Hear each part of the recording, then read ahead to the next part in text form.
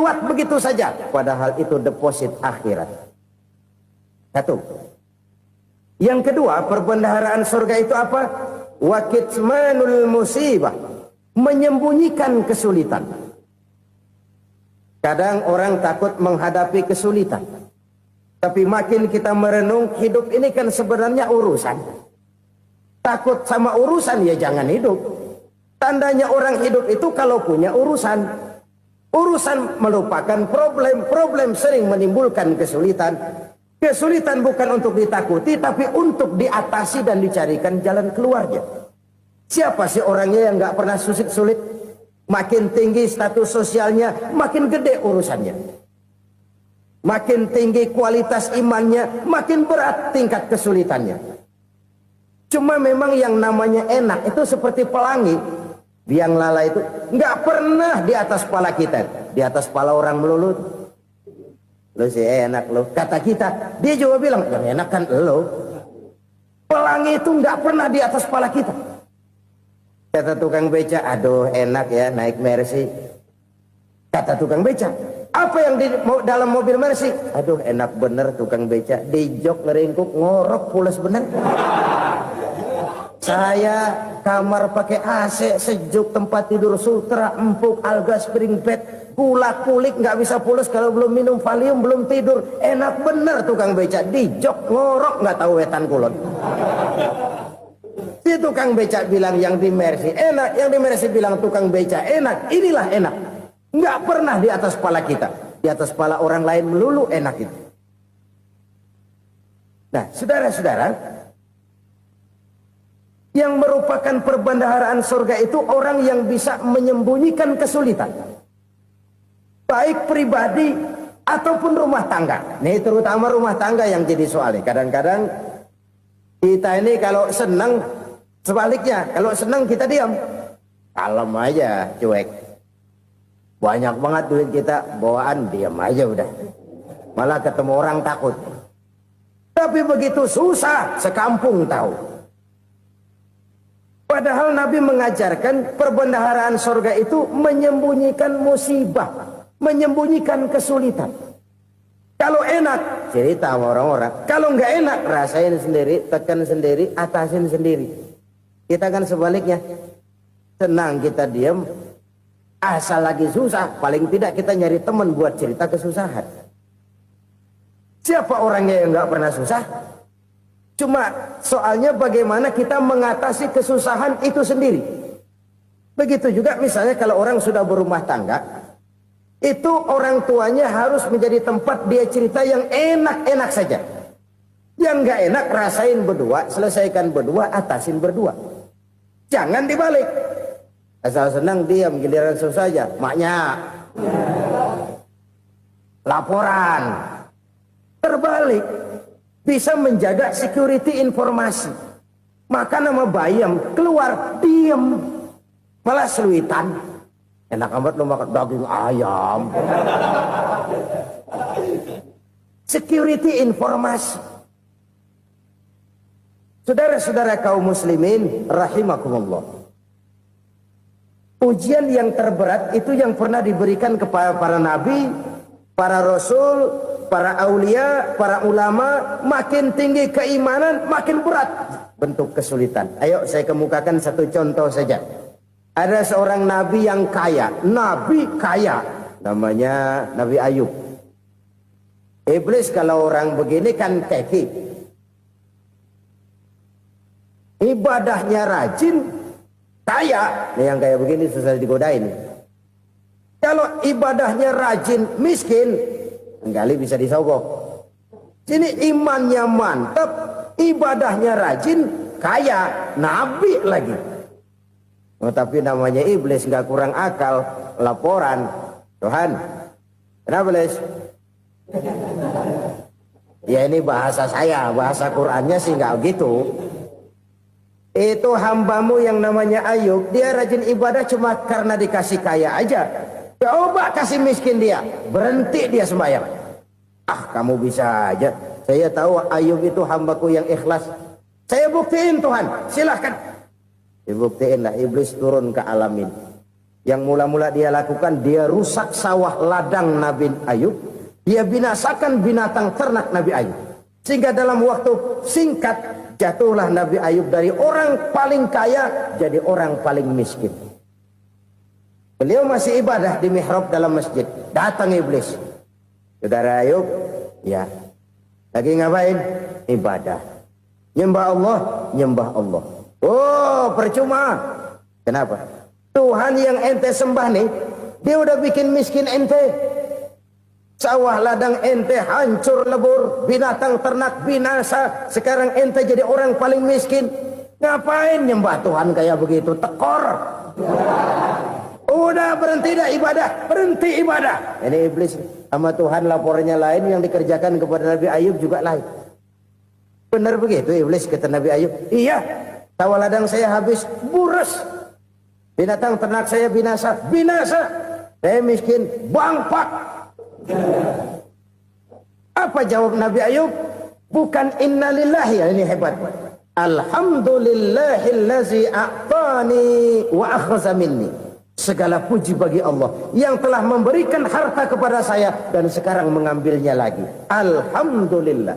Allah yang ngasih, Allah yang ambil. Itu mah urusan Allah. Iblis cuman ibadah jalan terus, sujud lagi Nabi Ayub. Iblis seleher gondok banget.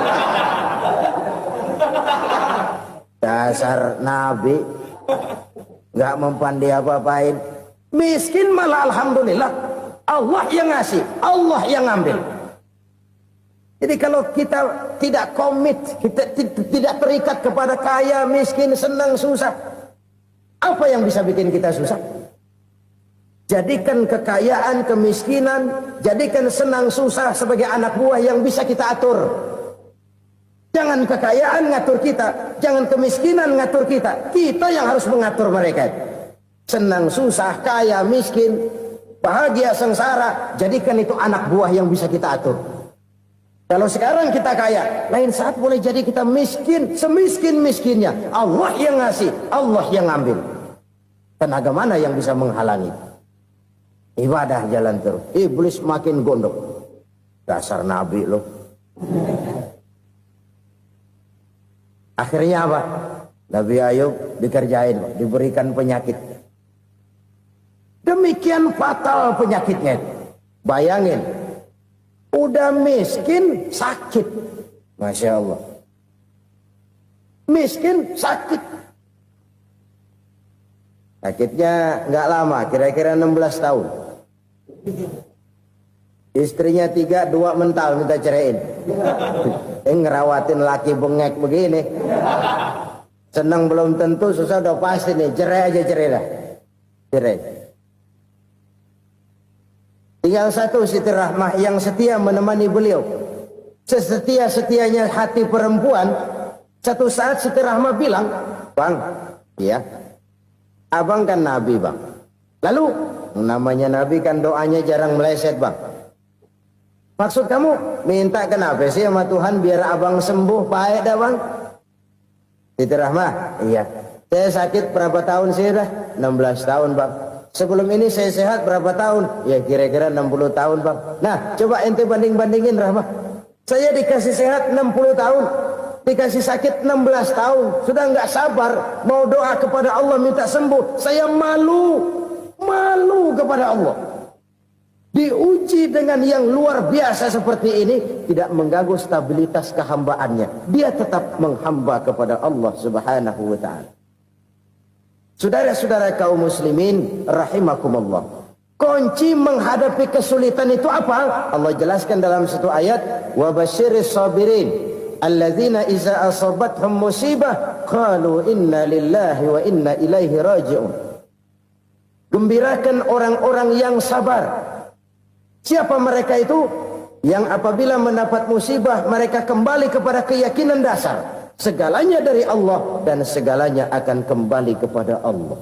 Ini konsepsi dasar dari sikap muslim dalam menghadapi berbagai kesulitan. Segalanya dari Allah, segalanya akan kembali kepada Allah. Kalau ini sudah kondisi dasarnya, maka kita akan lapang menghadapi kenyataan bagaimanapun pahitnya. Apakah itu namanya miskin? Apakah itu namanya sakit? bahkan maut sekalipun,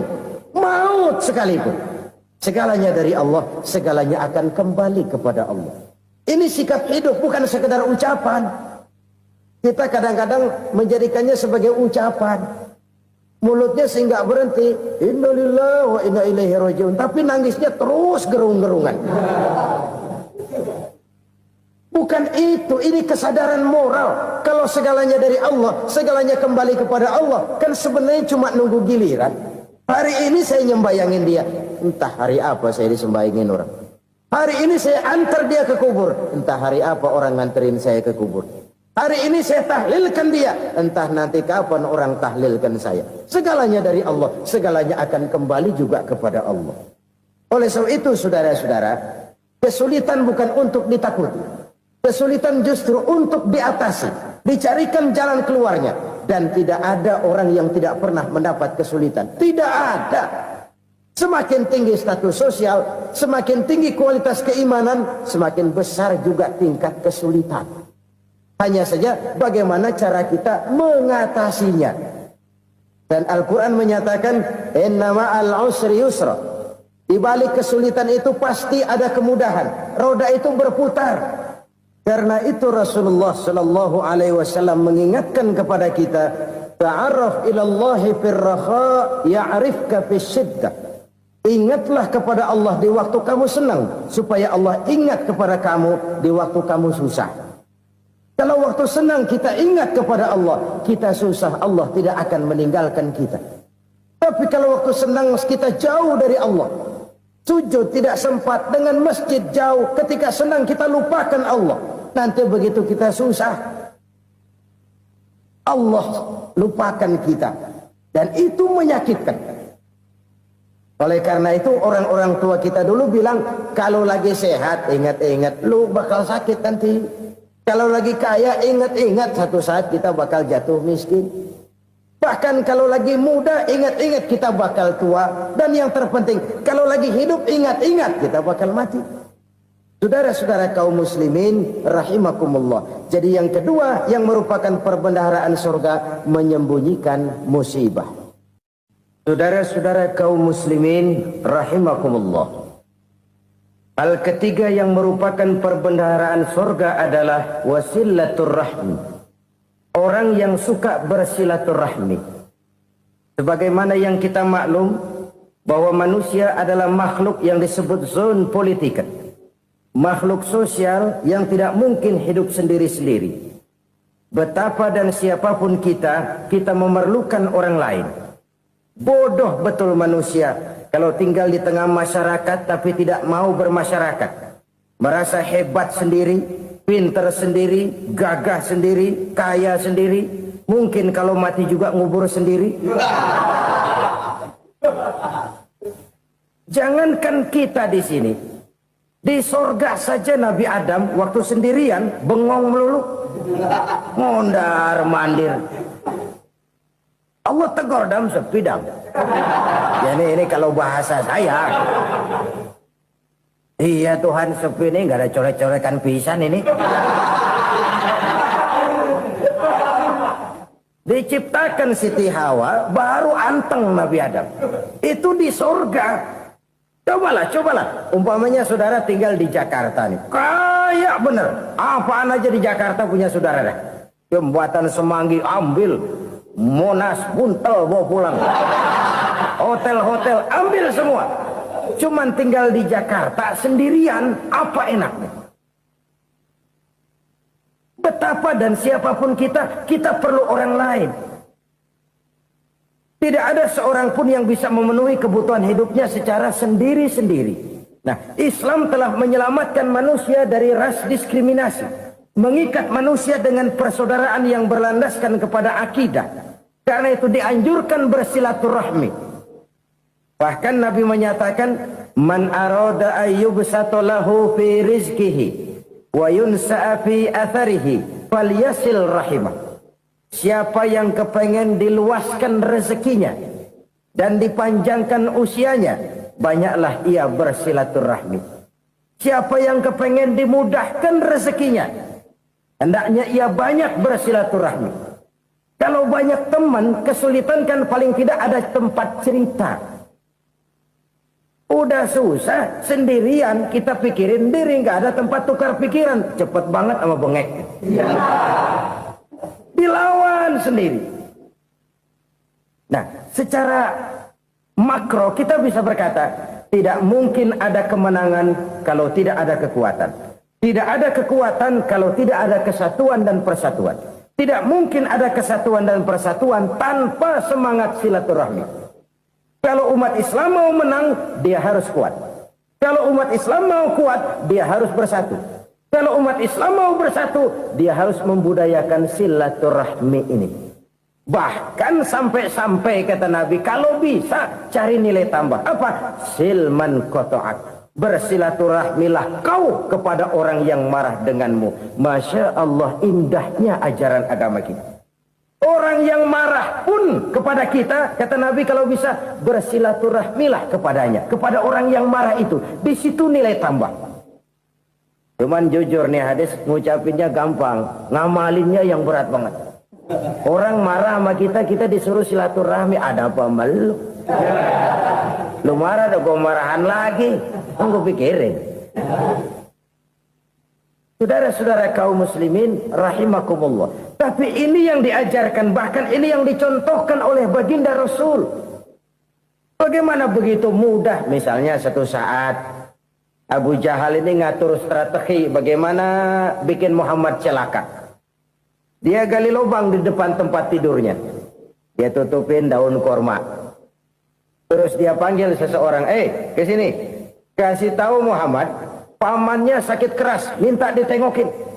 Berangkat orang ini ke sana. Muhammad, labbaik. Pamanmu sakit keras, dia minta ditengokin. Baik, saya akan datang menjenguk beliau. Berangkatlah Nabi ke rumah Abu Jahal tanpa prasangka apapun. Abu Jahal udah pasang setil, selimut 3 rangkap setengah dipakai, persis kayak orang meriang. Tapi sembari ngintip dari balik selimut, begitu Muhammad buka pintu, nah masuk perangkap nih. Muhammad jalan menuju tempat pembaringan. Makin lama makin dekat, makin lama makin dekat, makin dekat ke lubang yang dipasang oleh Abu Jahal itu. Dalam hati Abu Jahal, terus dah jatuh, mampus dah lo ini. Mampus lo hari ini. Apa yang terjadi? Malaikat Jibril datang. Muhammad, pamanmu cuma pura-pura sakit. Di depan tempat tidurnya ada lubang perangkap supaya kamu jatuh ke situ. Sudah, kamu pulang. Balik kanan Nabi. Sudah hampir jatuh ke lubang, balik kanan, pulang. Bayangin kecewanya Abu Jahal. Muhammad dikit lagi, Muhammad dikit lagi. Enggak paman, saya pulang aja.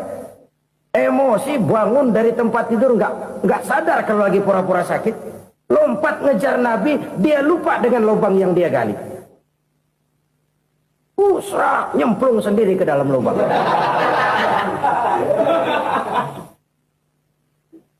Nabi terus berlalu.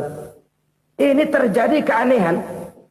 Jatuh ke lubang yang dia gali itu sebenarnya nggak terlalu dalam ya, antara 3-4 meteran lah. Tolong saya jatuh ke lubang ini. Datanglah pelayan-pelayannya itu. Angkat saya dari sini. Oh, yang ngulurin tambang. Satu gulung, belum juga nyampe itu tambang. Kurang, beli lagi ke warung. Sambung, ulur lagi, nggak juga bisa sampai. Wah, ini kerjaan Muhammad ini. Tolong, siapa salah seorang kamu ke rumah Muhammad, kasih tahu encangnya kecebur. Minta ditolongin.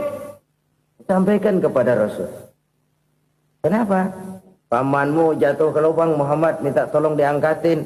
Tambang udah nyambung-nyambung nggak nyampe juga. Ya, nanti saya datang, saya tolong. Coba.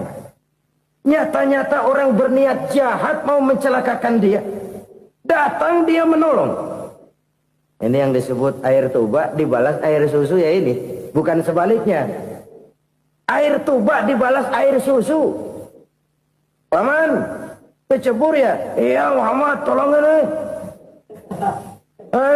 Pegang tangan saya. Nabi ulurkan tangannya. Nyampe. Dipegang oleh Abu Jahal. Diangkat ke atas. Sampai atas, apa kata Abu Jahal? Sihirmu memang hebat Muhammad. Udah ditolongin dikata sihir. Yang enak kita kemplang kan itu orang begitu. Urusan apa? Tapi inilah akhlak. Kalau bisa kamu bersilaturahmilah dengan orang yang marah kepadamu sekalipun. Orang marah kita tetap baik.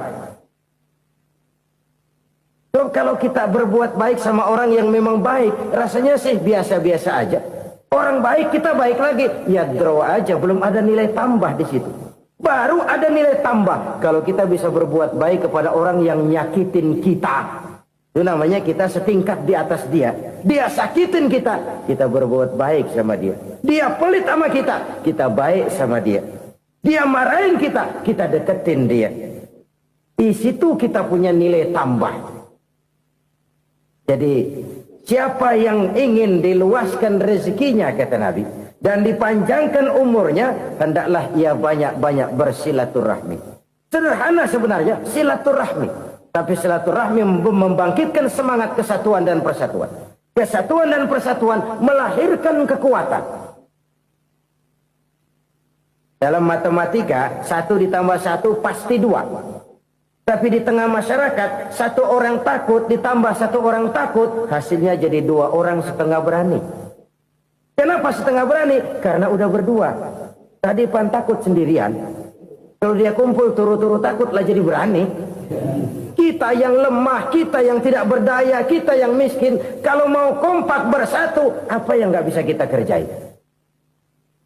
Apalagi tinggal di kota besar, pilihan cuma 2. Bertahan atau minggir.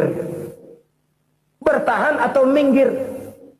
Untuk bisa bertahan harus mampu bersaing. Untuk mampu bersaing harus punya keahlian. Keahlian harus ditunjang dengan pendidikan, ditambah oleh kekompakan sebagai umat. Udah miskin mencar mulu, orang injek kita. Orang nggak pandang urusan apa yang malu. Oleh karena itu, silaturahmi pada hakikatnya merupakan roh dari ukhuwah yang diajarkan oleh agama kita. Bagaimana Islam menyelamatkan masyarakat manusia dari ras diskriminasi, mengikat manusia, dan tidak ada persaudaraan yang lebih indah selain persaudaraan yang diikat dengan nilai-nilai akidah. Sepanjang orang di jalan Allah, itulah saudara kita. Keluar dia dari jalan Allah, selesailah persaudaraan sampai di situ. Karena itu, kalau ingin menyimpan sesuatu di surga, banyaklah bersilaturahmi. Datang ke rumah ini, datang ke rumah itu, dan lain sebagainya. Itu simpanan kita di akhirat nanti. Ini yang ketiga. Saudara-saudara, yang keempat, perbendaharaan surga itu apa? Wa qawlu la hawla wa la quwwata illa billah. Ucapan la hawla wa la quwwata illa billah. Ibadah kan ada yang berat, modalnya besar. Bangun masjid berat, modalnya besar. Bangun rumah sakit berat, modalnya besar. Ada ibadah yang berat tapi modalnya ringan. Misalnya puasa. Puasa itu berat, mengendalikan nafsu. Kalau sekedar nggak makan nggak minum sih enteng, mengendalikan nafsu. Itu jihad terbesar, tapi kan modalnya ringan, cuma niat saja. Ini ibadah berat, modalnya ringan. Ada ibadah yang ringan, modalnya juga enteng. Seperti termasuk ucapan la haula wa la quwwata illa billah.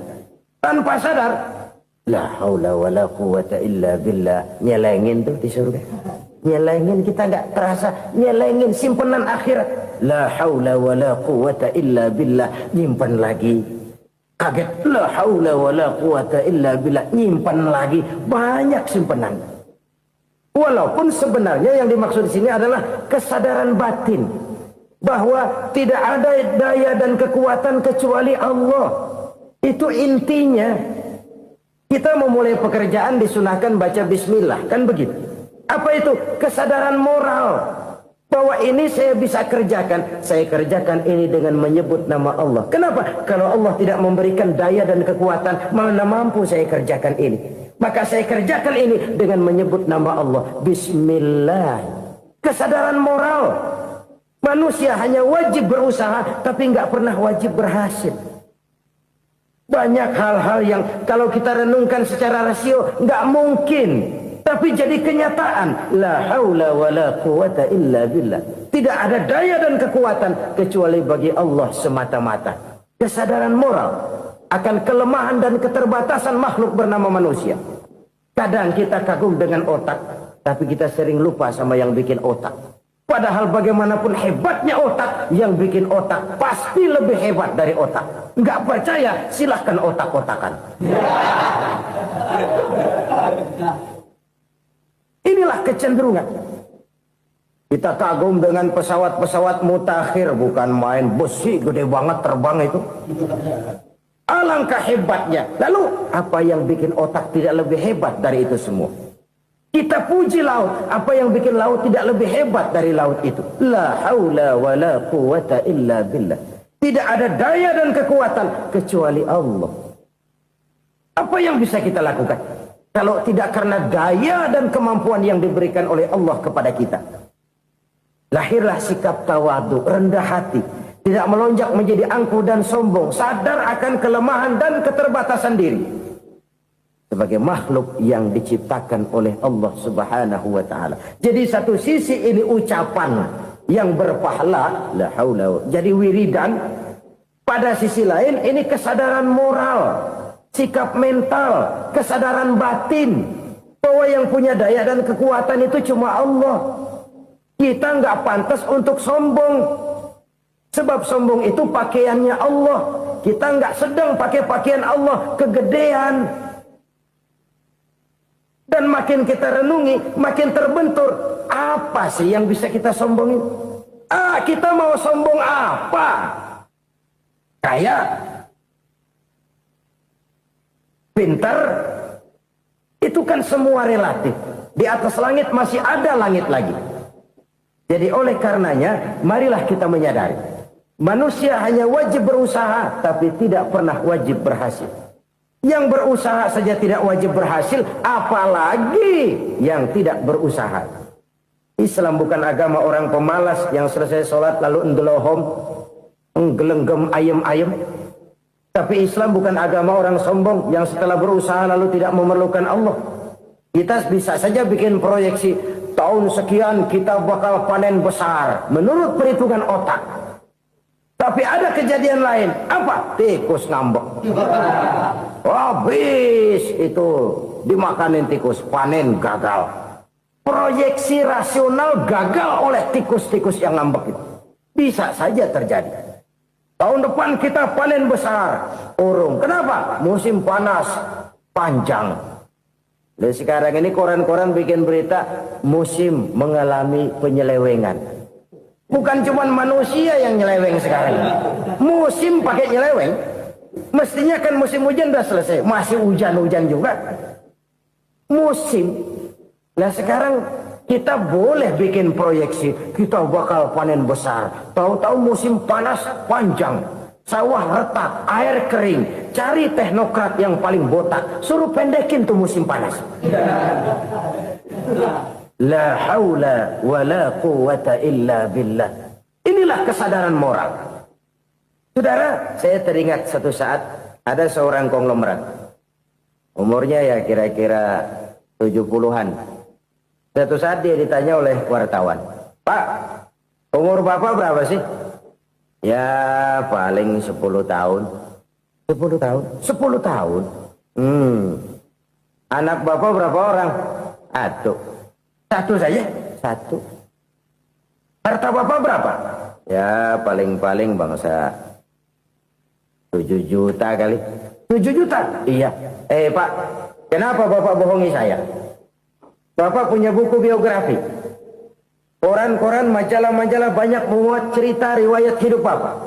Saya tahu umur Bapak 70. Kenapa bilang cuma 7 tahun? Saya tahu anak Bapak 8. Kenapa cuma bilang 1? Saya tahu harta Bapak miliaran, mungkin triliunan. Pabrik di mana-mana, bank di mana-mana. Kenapa bilang uang Bapak cuma 7 juta? Nah, kata si konglomerat tadi, kamu benar nak, kamu benar. Umur saya kalau jumlahnya memang 70 nak. Cuman ingat-ingat saya, baru 7 tahun terakhir ini saya sujud. Baru 7 tahun terakhir ini saya berusaha dekat dengan Allah. Saya laksanakan perintahnya, saya jauhi larangannya. 7 tahun inilah rasanya yang ada nilainya di hadapan Allah. Yang 63 tahun matong, kelabu, kelem umur gue. Habis untuk maksiat, untuk munkarat. Maka ketika ditanya tadi, umur saya 7 tahun itu. Oh begitu Pak. Oh iya. Lalu anak Pak. Anak Bapak kan 8. Kenapa bilang cuma 1? Nah, kalau jumlah hitungannya memang anak saya 8. Tapi dari 8 orang ini rasanya cuma 1 nih. Yang bakal jadi buah hati, belahan jantung. Pelanjut cerita, penerus sejarah. Bakal jadi anak soleh yang akan mendoakan saya. Cuma 1 rasanya anak saya ini yang bakal jadi buah hati saya. Besar-besaran saya. Yang akan mendoakan di kubur saya. Yang akan mendoakan di akhirat saya. Yang 7 orang mana? Masya Allah. Yang satu tenggeng. Yang satu nyekek botol mulu. Yang satu nggak karu-karuan. Makanya saya bilang 1 anak saya yang akan bisa mendoakan saya. Oh begitu Pak. Iya. Nah harta Pak. Harta Bapak kan triliunan. Pabrik Bapak di mana-mana. Uang Bapak hampir di tiap bank-bank besar. Kenapa bilang cuma 7 juta? Betul kau nak. Harta saya kalau jumlahnya memang miliaran, triliunan mungkin. Tapi yang saya ingat baru 7 juta tuh yang saya belanjakan di jalan Allah. Saya nyumbang masjid, saya santuni yatim piatu, saya bantu pembangunan pesantren, saya bantu pembangunan rumah sakit Islam. Itu yang akan saya bawa pulang ke akhirat, yang 7 juta itu. Yang triliunan itu nanti akan diperebutkan oleh anak-anak saya sebagai waris saya. Jadi harta saya 7 juta itu yang bakal nemenin saya di akhirat, yang akan saya bawa pulang jadi teman saya. Saudara-saudara kaum muslimin, jangan-jangan orang tua itu adalah kita-kita ini. Jangan-jangan kita-kita ini adalah orang tua itu. Jangan-jangan itu potret dari diri kita masing-masing. Dari sekian umur yang diberikan Allah, berapa tahun yang ada nilainya di hadapan Allah. Dari sekian anak-anak yang merupakan amanah, berapa yang akan mendoakan kita sebagai orang tuanya menjadi anak soleh. Dari sekian banyak harta yang diberikan Allah, berapa yang akan kita bawa pulang menghadapnya nanti, yang kita belanjakan di jalan Allah. Ini sebuah potret kehidupan. Karena itu kita kembali kepada la haula wa la quwwata illa billah. Kita wajib berusaha, kita wajib berikhtiar. Selebihnya segala daya dan kekuatan hanya milik Allah saja semata-mata. Satu kesadaran batin dari setiap pribadi muslim. Setelah ia berusaha dan berikhtiar, ia menyerahkannya kepada Allah Subhanahu wa ta'ala. Jadi satu sisi ini merupakan wiridan ucapan yang mengandung pahala. Pada sisi lain ini merupakan sikap batin dari seorang muslim di dalam ia menghadapi realitas kehidupan ini. Saudara-saudara kaum muslimin rahimakumullah. Kalau ini kita jadikan satu basis kehidupan, maka ini akan menyelamatkan manusia dari kemungkinan tergelincir menjadi orang yang lupa diri dan lupa darat.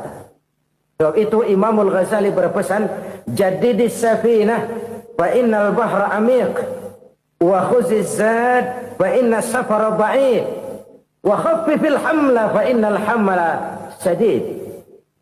Perbarui selalu kapalmu karena lautan sangat dalam. Bawa bekal yang banyak karena perjalanan ini sangat jauh. Ringankan beban karena kebanyakan beban akan menyakitkan. Alangkah indah kalimat ini, alangkah dalam makna yang terkandung di sana.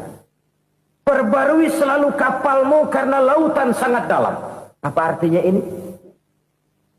Jaga mentalmu baik-baik. Pelihara imanmu baik-baik karena hidup penuh cobaan seperti lautan. Kita kalau berlayar di lautan kan kadang-kadang tenang, angin bertiup sepoi-sepoi basah. Jika malam datang bintang gemintang bertabur menghias cakrawala, rembulan memantulkan sinarnya dengan indah. Dalam keadaan begitu berlayar enak, tapi lain saat ombak menggunung, halilintar menyambar, angin topan bertiup. Berapa banyak sudah saudara-saudara kita yang tenggelam di lautan dunia tanpa sadar bahwa dia belum sampai kepada pantai yang akan dituju. Berapa banyak sudah Saudara-saudara kita yang tenggelam di lautan dunia ini tanpa sempat bangkit lagi. Dia menyangka sudah sampai kepada tujuannya. Hati-hati kapal jangan sampai bocor karena lautan sangat dalam. Iman ini jaga baik-baik karena hidup penuh dengan ujian. Wa khuzizat fa inna safara ba'id. Bawa bekal yang banyak karena perjalanan sangat jauh. Saudara mau ke Bandung, bawa duit. Saudara mau ke Surabaya, banyakan lagi duitnya. Saudara mau ke Mekah, gepokan, iketan tuh duit, nggak lembaran lagi. Makin jauh perjalanan, makin banyak bekal yang harus kita bawa. Kalau saudara dari Jakarta mau ke Surabaya, kagak bawa duit berangkat juga, itu sih bukan berani namanya, nekat. Sampai Surabaya belum tentu, sengsara di jalan udah pasti. Kenapa? Nggak bawa bekal berangkat. Sama juga kita nih, misalnya belum sempat sembahyang, mati. Waduh, berani banget orang. Belum punya bekal, mati. Sengsara di jalan. Atau bekal tidak cukup. Dari Jakarta saudara mau ke Surabaya, bawa duit 500 perak. Paling jauh Cikampek nyampenya itu. Paling jauh itu. Antara jauhnya perjalanan dengan bekal yang saudara bawa tidak seimbang. Hidup ini perjalanan panjang. A walking tour. Dimulai dari alam arwah. Sebelum jasad diciptakan, roh diciptakan lebih dulu. Dari situ pindah ke alam rahim. Dari alam rahim pindah ke alam dunia. Dari alam dunia pindah ke alam barzah. Baru menuju akhirat. Satu perjalanan panjang. Kalau bekal tidak bawa, sengsara di jalan. Bawa bekal yang banyak karena perjalanan ini sangat jauh. Wa khaffifil hamla, ringankan beban karena beban itu cuma akan menyulitkan. Kalau bekal itu sih keperluan, tapi beban nggak kita perluin, cuma ngeberat-beratin. Apa ini beban? Dosa, kecurangan, kebatilan, kesoliman, ketidakadilan, kesewenang-wenangan. Itu akan jadi beban kita di akhirat. Alangkah celakanya, perjalanan panjang, bekal tidak bawa, beban kelewat banyak, alamat sengsara di jalan. Pahala tidak ada, dosa berlipat ganda. Na'udzubillah, summa na'udzubillah. Kalau kita rangkum nasihat Al-Ghazali dengan kisah si konglomerat tadi, kita akan mengambil kesimpulan. Pertama, bekal terbaik dalam menghadapi gejolak kehidupan ini tidak lain adalah iman. Yang kedua, pahala dan dosa. Dua hal kontroversial. Pahala adalah bekal, dosa adalah beban. Tapi kita sekarang kan tidak begitu terangsang kepada yang abstrak. Orang berlomba mencari yang konkret-konkret saja. Yang real.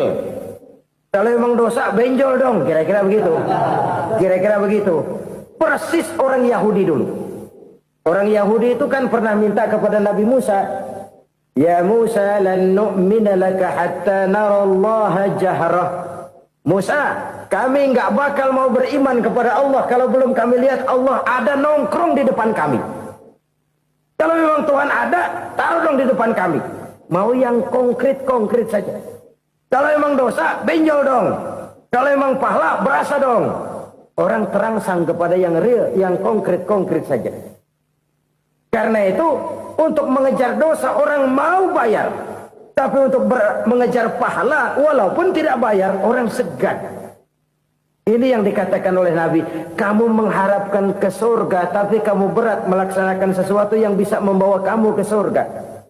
Kamu ingin jauh dari neraka, tapi tiap saat kamu lakukan perbuatan-perbuatan yang justru menjerumuskan kamu ke neraka. Idda'aitum an-najata minan nar wa ramaitum fiha anfusakum.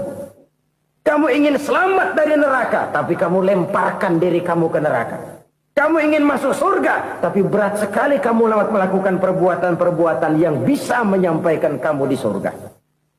Saudara-saudara kaum muslimin, rahimakumullah. Jadi hal keempat yang merupakan perbendaharaan surga adalah la haula wa la quwata illa billah. Satu sisi ini merupakan ucapan yang memperberat timbangan akhirat. Pada sisi lain ini merupakan sikap hidup seorang muslim, kesadaran batin yang sangat dalam bahwa tidak ada daya dan kekuatan kecuali Allah. Dan itu kita simbolkan pada saat memulai pekerjaan dengan Bismillah, dengan menyebut nama Allah. Satu kesadaran moral, saya hanya bisa melakukan ini karena diberikan daya dan kekuatan oleh Allah. Lahirlah sikap tawadu, rendah hati, tidak melonjak menjadi angkuh dan sombong. Saudara-saudara, sampai sini dulu jumpa kita kali ini. Semoga 4 perbendaharaan surga ini dapat kita lakukan, yang kelak akan merupakan bekal kita di kemudian hari nanti. Amin ya rabbal alamin. Bapak-bapak, ibu-ibu, saudara-saudara kaum muslimin rahimakumullah. Di dalam kehidupan kita sebagai seorang muslim, minimal 5 kali dalam sehari semalam kita mendengar seruan untuk mendirikan solat yang disebut azan. Ada kalimat menarik di dalam kalimat azan itu, yakni seruan hayya 'alal falah, marilah menuju kepada keberuntungan, marilah meraih kemenangan. Seruan ini adalah kecenderungan dari setiap manusia, apapun warna kulitnya. Artinya, setiap orang dalam hidup selalu ingin meraih dan mencari kemenangan. Kemenangan akan melahirkan kepuasan batin, dan kepuasan batin memberikan kebahagiaan. Sedangkan kekalahan melahirkan penderitaan batin, dan penderitaan batin menjerumuskan seseorang di dalam berbagai bentuk kerugian. Jikalau inilah seruan azan, maka masalahnya ialah apa yang menyebabkan kita meraih kemenangan. Al-Quranul Karim memberikan tuntunan dan ajaran kepada kita bahwa orang-orang yang memperoleh kemenangan itu tidak lain adalah orang-orang yang bertakwa. Hanyalah mereka yang bertakwa kepada Allah Subhanahu wa ta'ala pada akhirnya akan tampil sebagai pemenang. Lalu siapa orang yang bertakwa itu?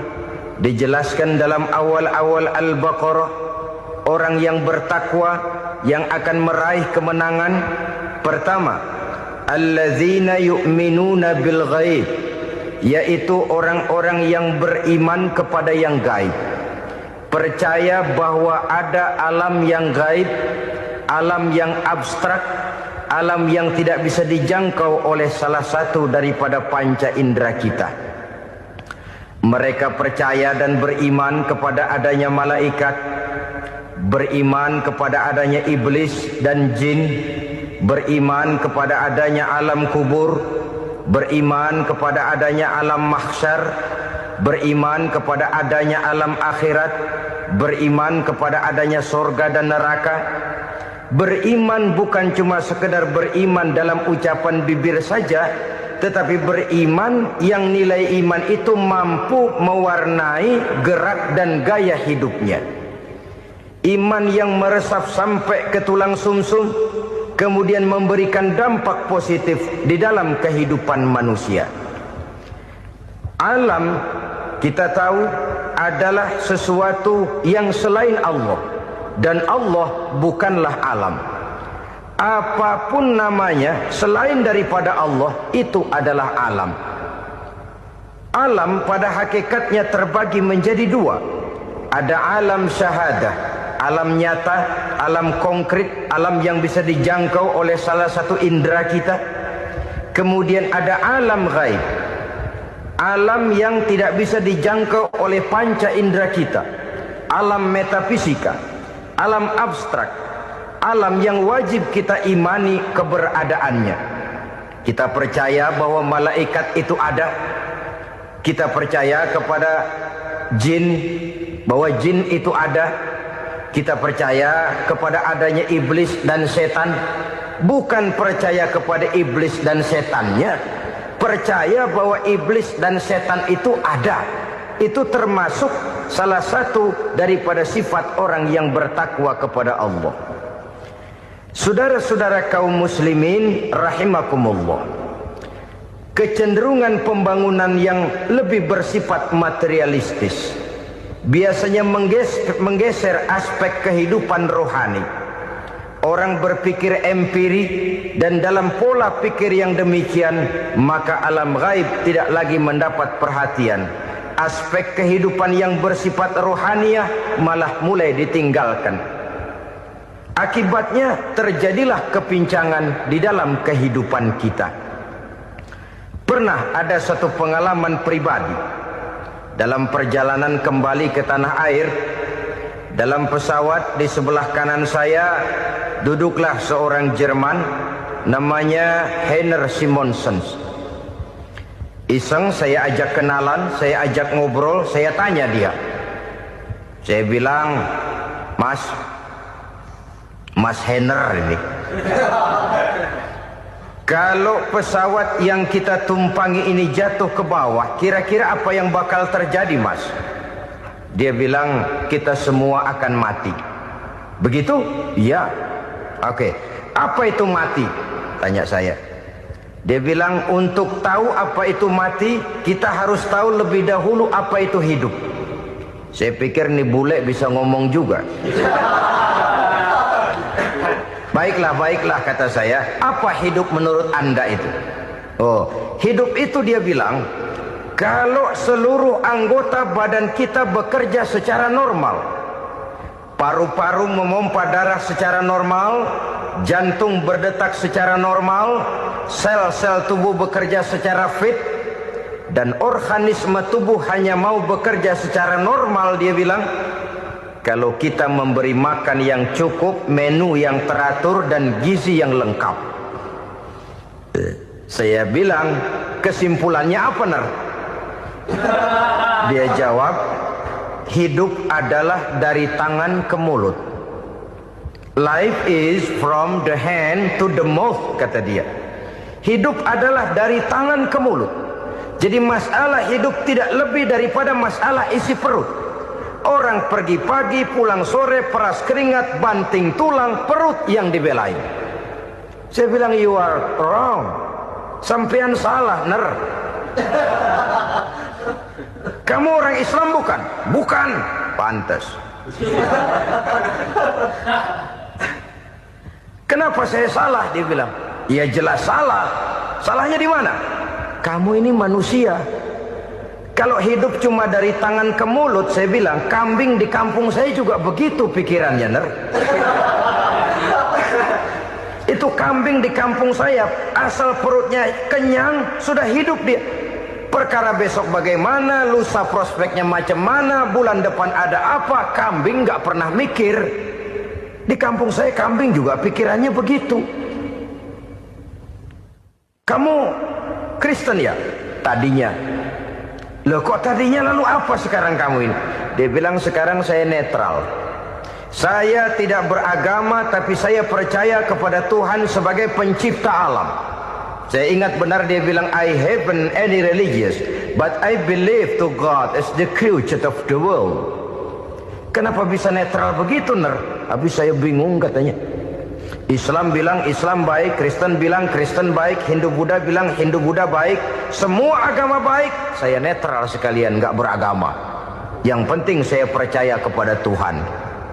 Saya bilang, Ner, kamu ini kayak orang mau beli celana, lalu bingung. Yang satu bilang Levi's bagus, yang satu bilang Blue Jean hebat, yang satu bilang Wool England hebat. Celana ini hebat, celana itu bagus, celana ini hebat. Semua celana bagus, kamu bingung. Akhirnya netral, tidak pakai celana. Itu juga salah. Saya pikir-pikir, kemudian saya melihat bahwa dua pola berpikir Heiner ini nampaknya sudah mulai menggejala di lingkungan masyarakat bangsa kita. Disadari atau tidak, secara jujur kita harus berkata, dua pola pemikiran Heiner ini mulai berkembang di tengah masyarakat bangsa kita. Pertama, pola pikir materialisme. Hidup adalah dari tangan ke mulut. Masalah hidup tidak lebih masalah isi perut. Itu yang perlu dibela, dan disitulah arti kehidupan. Pergi pagi, pulang sore, peras keringat, banting tulang untuk mempertahankan perut. Kalau sudah kemari cara orang berpikir, maka buat apa percaya kepada yang gaib? Untuk apa sholat? Untuk apa puasa? Untuk apa zakat? Untuk apa menghadiri majelis taklim? Tanpa kepercayaan kepada yang gaib, hidup berjalan menurut alur empiris dan materialis. Kalau sudah ke sana cara orang berpikir, biasanya orang lalu cenderung menghalalkan segala cara. Hanyalah orang yang percaya bahwa akhirat ada. Hanyalah orang yang percaya bahwa alam kubur itu ada. Hanyalah orang yang percaya bahwa malaikat itu ada, hidupnya akan lebih terarah dan terkendali. Karena kepercayaan kepada yang gaib, yang merupakan fase daripada kehidupan setelah hidup yang sekarang ini, mewarnai gerak pribadi seseorang di dalam dia melakukan kegiatan hidupnya. Pola berpikir materialisme, disadari atau tidak, mulai menggejala di lingkungan masyarakat bangsa kita. Hidup tidak lebih dari urusan tangan ke mulut, mulut ke tangan, tangan ke mulut. Asal perut sudah kenyang, hiduplah sudah. Perkara bagaimana prospek hari yang akan datang, bagaimana akhirat tidak jadi persoalan. Ini yang oleh Nabi diperingatkan, ad-dunya sijnul mu'min wa jannatul kafir.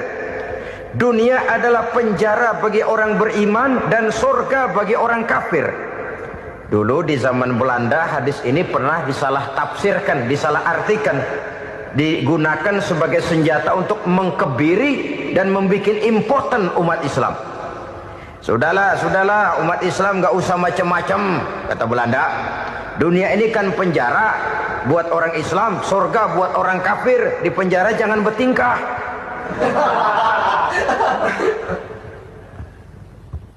Pengertiannya tidak begitu.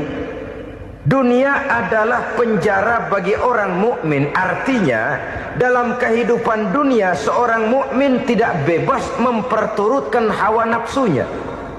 Di penjara hawa nafsunya itu. Sebaliknya surga bagi orang-orang kafir.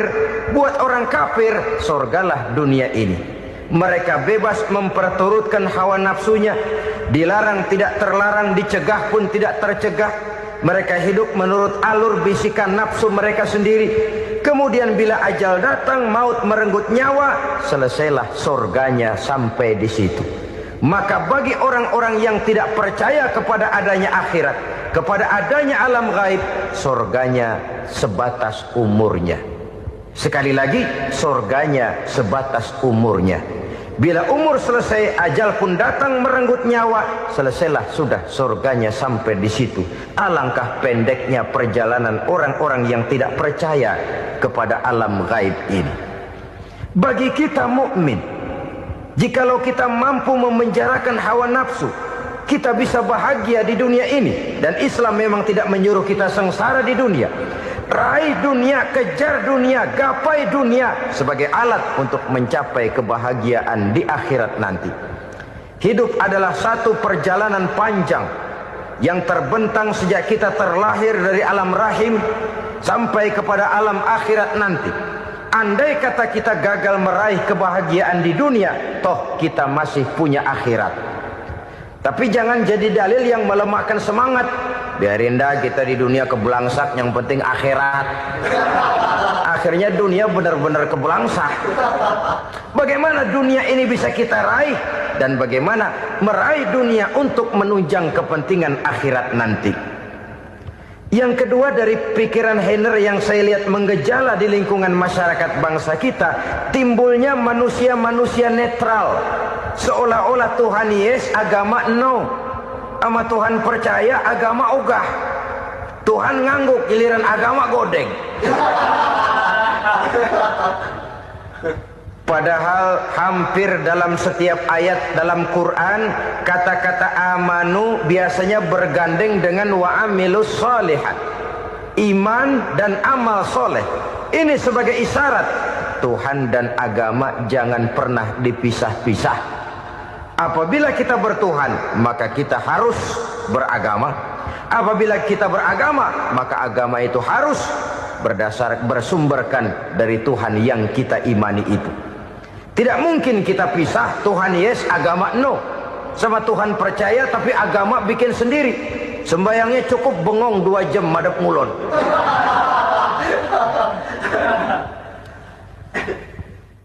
Saudara-saudara kaum muslimin rahimakumullah.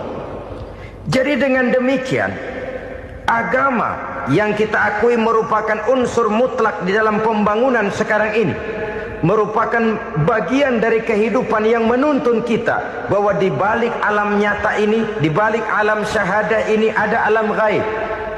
Dan mudabbir, murabbi, yang mengatur, yang menguasai, yang memelihara baik dia alam nyata, baik dia alam gaib, tidak lain adalah Allah Subhanahu wa ta'ala.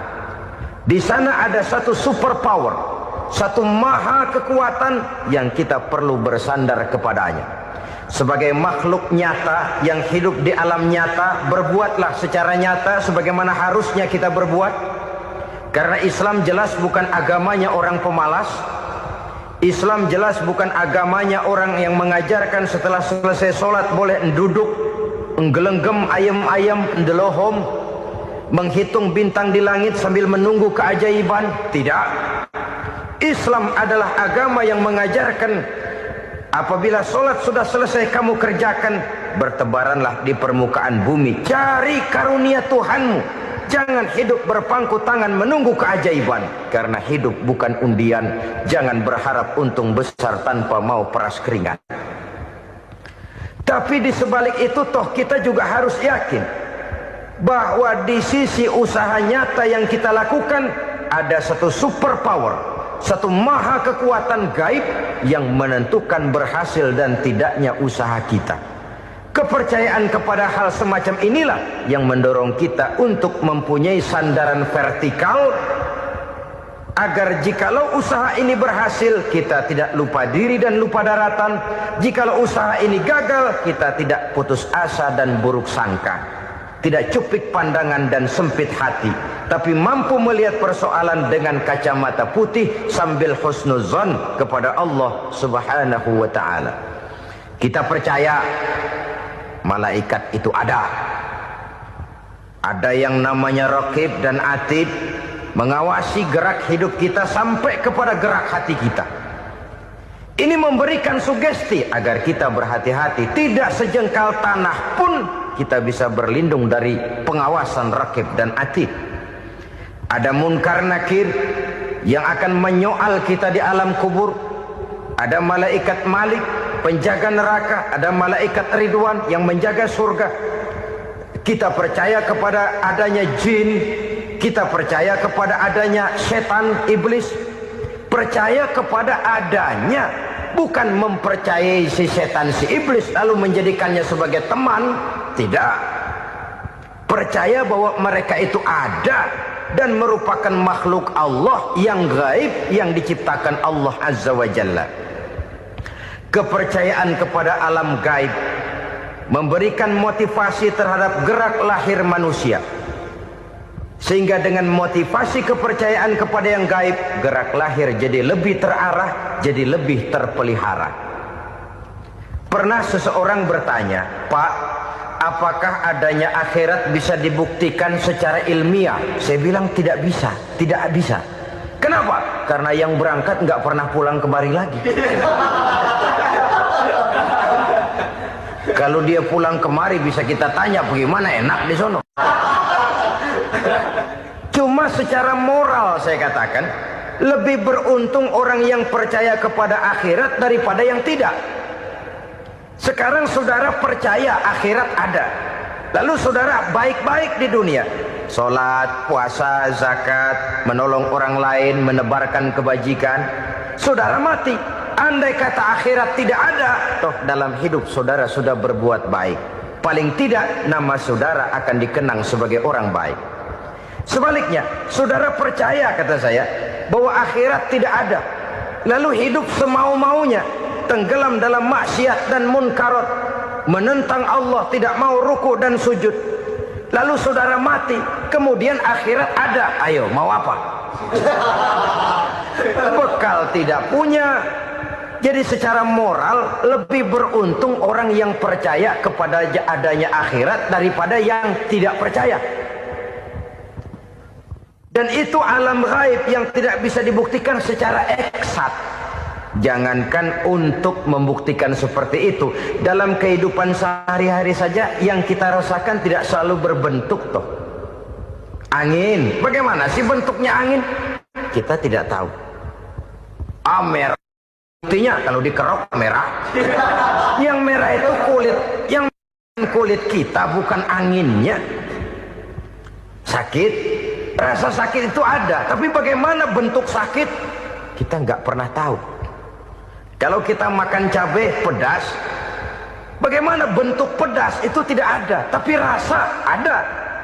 Bentuk pedas hijau, cabainya bukan pedasnya.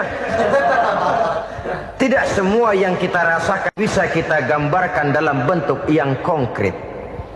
Oleh karena itu, sekali lagi bahwa kepercayaan kepada alam yang gaib mampu memberikan satu sugesti yang menata kehidupan seseorang lebih lurus, lebih terarah, dan lebih terkendali. Maka wajar kalau kepercayaan kepada yang gaib mengantarkan seseorang untuk meraih kemenangan. Kenapa? Dia percaya kepada yang gaib, bahwa akhirat ada, bahwa alam kubur ada, bahwa pertanggungan jawab itu ada. Maka dia lalu tidak hidup saenae udele dewe, itu loh. Tidak hidup menurut seleranya sendiri, terarah, teratur. Ini cirinya yang pertama. Orang bertakwa yang akan meraih kemenangan, mereka beriman, mereka percaya kepada yang gaib. Bahkan hal-hal konkret saja selalu berangkat dari yang gaib. Saudara-saudara, para remaja, para pemuda sekarang ini tidak pernah tahu toh siapa yang akan jadi teman hidup saudara. Kita bisa saja ngerancang, mentargetkan, tapi toh akhirnya yang namanya jodoh bukan kekuasaan kita. Rezeki di luar kemampuan kita. Begitu juga ajal, maut, jodoh, ajal adalah contoh-contoh konkret bahwa pada akhirnya yang gaiblah yang menentukan. Bertahun-tahun ngelancong, emang jodoh seret nggak jadi.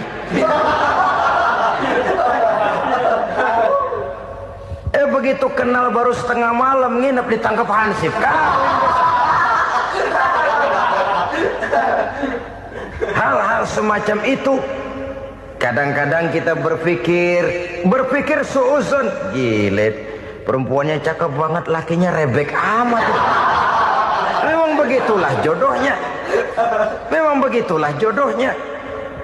Saudara hadirin ma'asyiral muslimin yang saya hormati, jadi hal-hal yang konkret saja kita yakini sepenuhnya ditentukan oleh satu superpower yang gaib itu tadi. Dari sanalah segala ketentuan itu berangkat dan kesanalah segalanya akan kembali.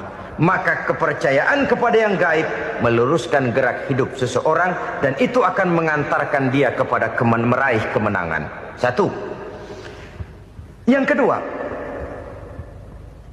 wa yuqimuna shalah. Orang bertakwa yang akan meraih kemenangan itu adalah orang-orang yang mendirikan sholat. Kenapa sholat mengantarkan orang untuk meraih kemenangan? Yang jelas, inna sholata tanha anil fahsya'i wal munkar. Sholat mampu mencegah manusia dari perbuatan keji dan munkar. Banyak filsafat hidup yang terkandung di dalam sholat ini. Sejak kita wudhu, sampai kita menghadap ke arah kiblat, sampai kita melakukan gerak-gerak sholat, bacaan-bacaan yang ada di dalam sholat, lalu sampai kepada mengucapkan salam. Banyak filsafat hidup yang terkandung di dalam sholat.